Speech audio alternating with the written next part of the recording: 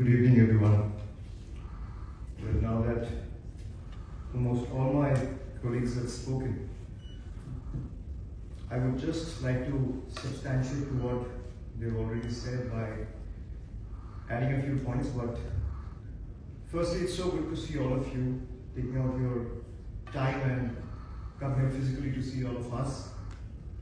It's so good to see such good Indian faces on a foreign soil. Feels like home. And as you all know, we have been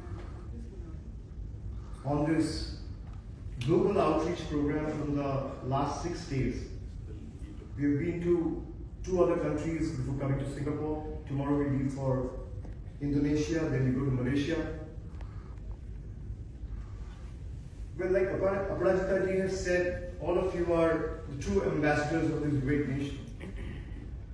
I think we all need to know that our strength is our unity in diversity.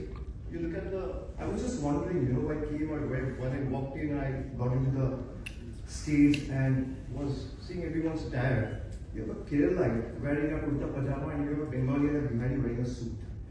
I mean, that's something most of you have not seen. That's what India's strength, that's where India's strength lies. And all of us have been really emphasizing on the fact that this is a multi-party, rather all-party delegation, where you have members from the opposition parties as well, you have members from the Indian National Congress, you have members from All India Trinamool Congress, you have members from the CPIM, you have former diplomats. I mean, our strength is unity in diversity. A lot of people, especially the people who doesn't follow politics closely, thinks that what will be the opposition stand when it comes to national security or sovereignty of the country.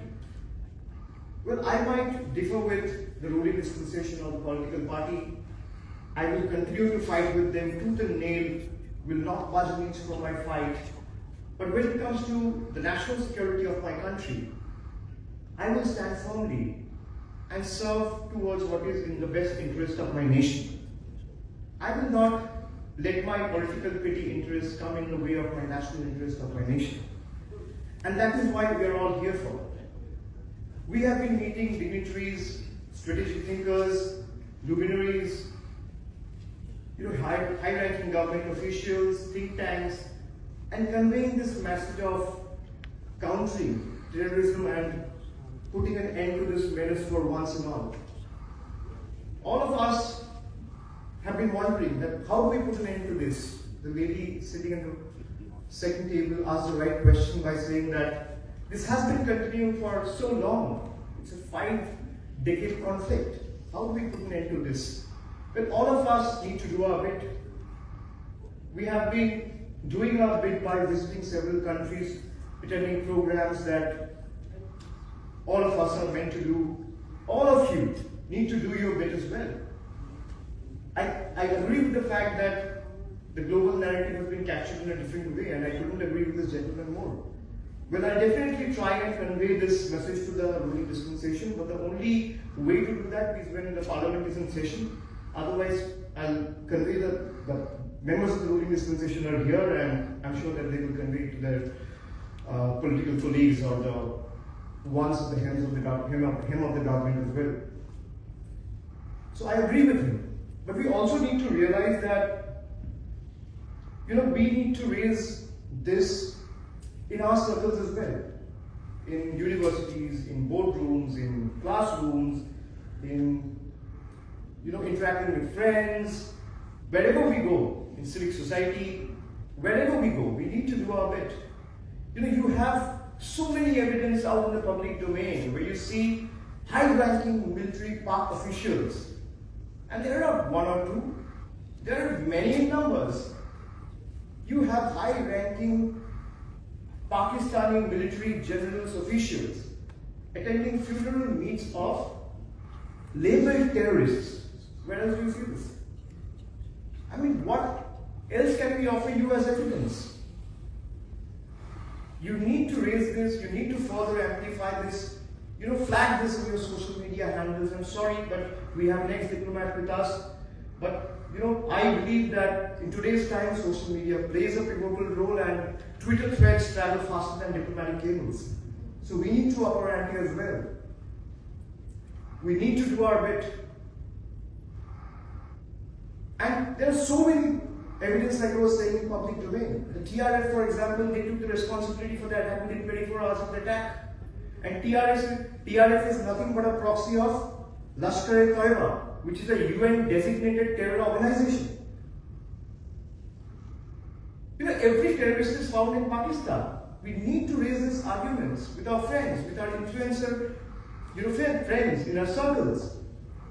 Then where is Osama bin Laden found? Was he found fishing in one of the water bodies in Bengal? Was he found relishing in one of the beaches in Goa? Was he found at the backwaters of Kerala?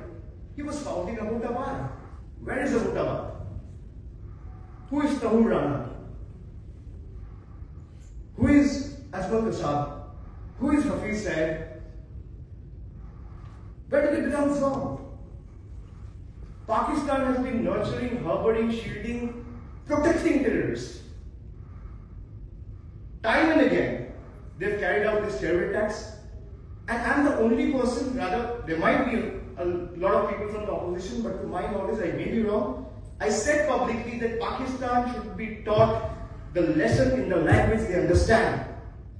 It's time we teach them a lesson in the language they understand.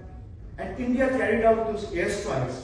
I would like all of you to give a great round of applause for Indian Air Forces.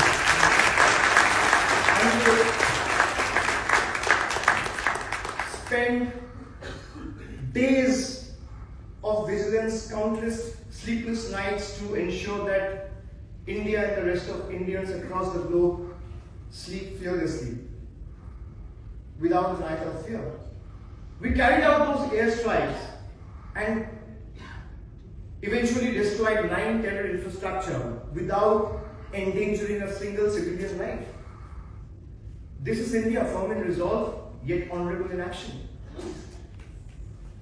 And look at Pakistan. Pakistan is that parent, I was thinking in my mind, when we were kids, we have all these friends where you have supportive parents, where the parents will come up and say, oh, my kid is an angel. He will not do anything. Even if you see that kid sitting in broad daylight and doing something wrong, the parent will still come up and say, oh, my kid is an angel. Pakistan is that parent.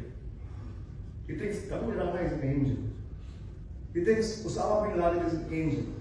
Oh, he's my little boy. So we need to understand that we also need to do our bit. And we should also, when we go back to our country, we also meet a lot of people. We should also make it a point, and I thank all of you for embracing Indianness more than Indians living in the country. I think Indians abroad or living in foreign soil embraces India's culture, India's rich legacy, heritage more than any Indian living in Indian soil. So I want all of you, when you go back to the country, like one of my friends was mentioning that we should include Pakistan in the textbooks to, inflict this in the next generation's mind that Pakistan is a terror. We don't need to, sir. Why do we give so much importance? Pakistan is a rebel country which has supported terrorist and terror organization, and we have been saying this on record, that any country, if it stays neutral, staying neutral is an inadvertent act of supporting terror. So it's time everyone need to rise high on the moral ground. We don't need to teach this to our children. We have not even started a war. A lot of people are calling it a war. It's a conflict. India has not even started a war. We have only carried out airstrikes by neutralizing those terror infrastructures. We have done it in 2019. But you also need to raise it with your influencer friends, with your colleagues, who are can be of different nationalities. That India cannot continue to be a victim of terrorism. Our stand is pretty much clear. You fire, we fire. You stop, we stop. उधर से गोली चलेगा तो उधर से गोला चलेगा. उधर से प्यार मोहब्बत बरसाएंगे तो हम भी अपना दिल में बिठाएंगे. Simple. We talk to the writer Gandhi. We should be the last one to talk about violence, attacks, war. We want peace. We are a peace-loving nation. I've been telling this to everyone. A lot of people in the other countries that we visited, especially our journalist friends, they thought India has not initiated a dialogue with Pakistan. India has been talking with Pakistan from there have been changes in government, there have been changes in Prime Minister, President, but one thing remained constant is the conflict with Pakistan. Because they will never change. So a lot of people think that we are not engaged with Pakistan in a dialogue. In 2016, when the airstrikes were carried out, when the terror attacks were carried out in Pathankot and Uri, Pakistan wanted to call for a joint investigation. India honored that commitment by going forward and starting a joint investigation. We gave all the intelligence inputs that we had to the Pakistan counterparts. We gave call data records, we gave, voice samples, we gave all the evidence that we had. But Pakistan failed to act. When you give Pakistan the right to joint investigate, it's like giving a thief the right to investigate his own robbery or a heist which he only has committed.